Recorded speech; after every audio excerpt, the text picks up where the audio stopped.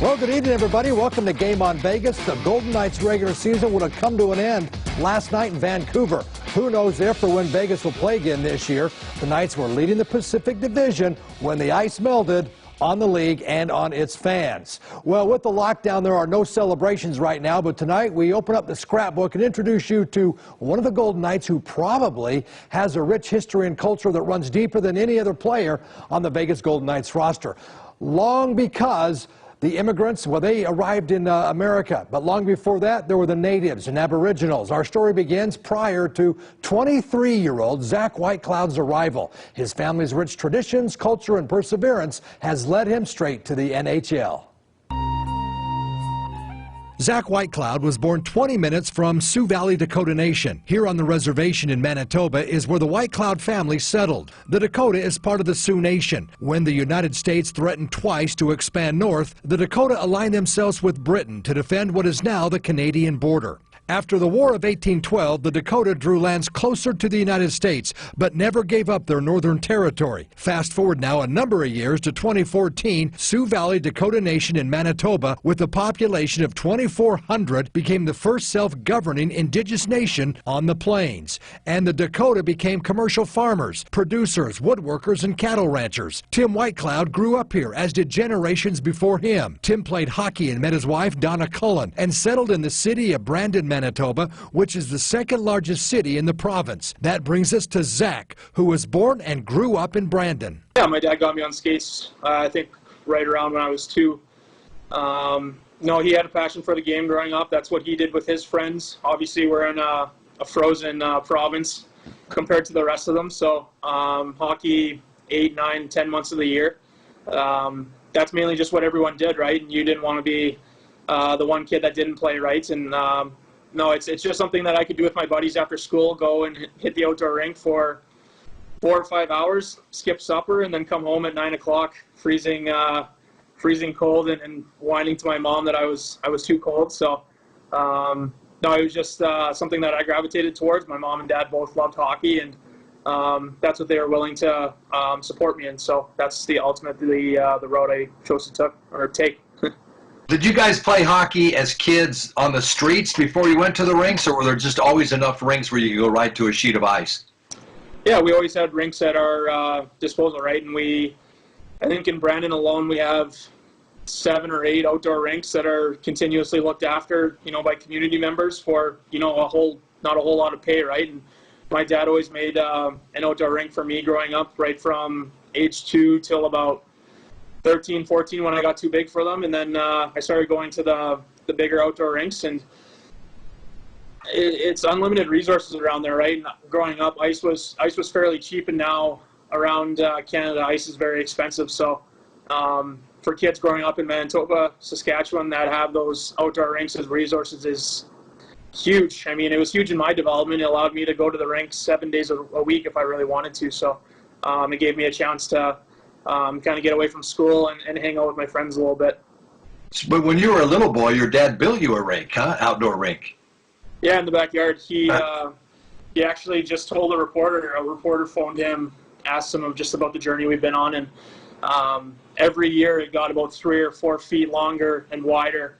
And he even got to the point where he had to cut down, I think, massive spruce trees in order to make the rink a little bit wider and a little bit longer. And then I think when I hit 8 or 9, he had to throw up chicken wire because I started raising the puck a little bit. So he kept evolving, and it allowed me to keep evolving too.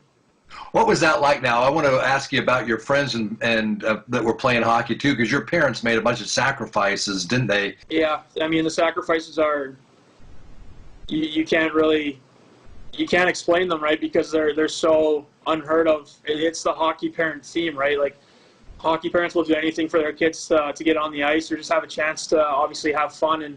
And if that's something they want to do, I think a lot of hockey parents will go above and beyond to make sure that, their kids are happy. And that's the one big lesson I learned from my parents was do anything you can to make your kids happy and give them the opportunity they deserve and they want, and to do what they want in life. And that's what my parents did for me, and I'll be forever grateful for that.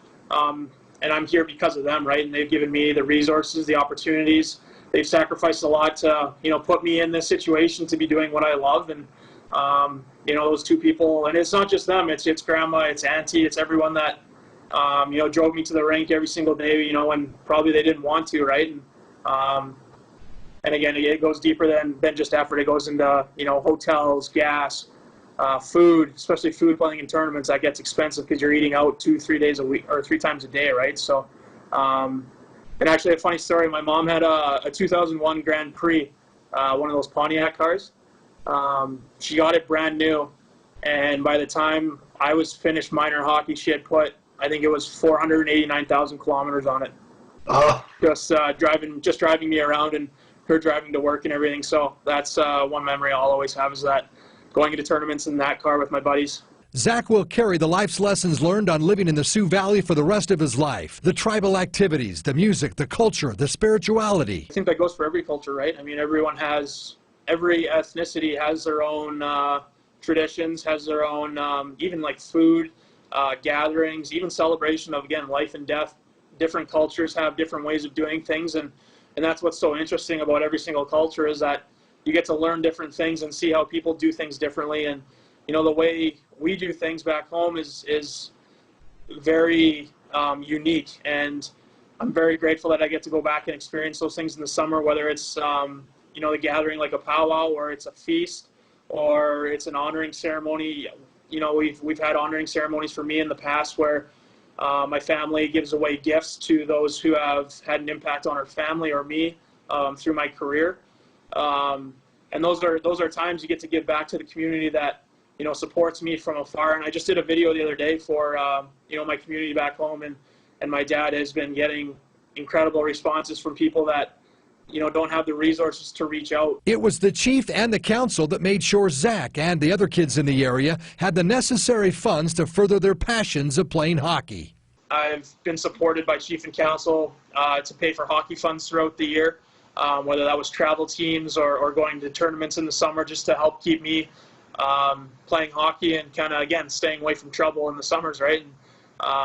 So I've had a lot of experience and contact with previous chief and councils and current, whether that's, you know, making a community appearance and talking to the youth, or talking to just adults in general about positive energy or positive vibes, and doing the right things and making the right choices and things like that. And, especially for the youth, it's just having someone to look up to. Like when I was younger, I looked up to Michael Furlan. He was one of the guys that, you know, I really looked up to in a hockey sense, just to thrive and just be a good person. And now he's a family man. He's been 6 years sober. So that's one of the people I really look up to, and I hope to, you know, eventually be one of those people for a lot of kids out there. All right, so now Zach's story, we're just getting started here. His junior team there in Brandon, he was cut twice from that team, but he never gave up, kept wanting to play, so he did. Nothing slowed him down. Whitecloud still got the attention of college scouts, and that's the part of the story that's coming up next right here on Game On Vegas.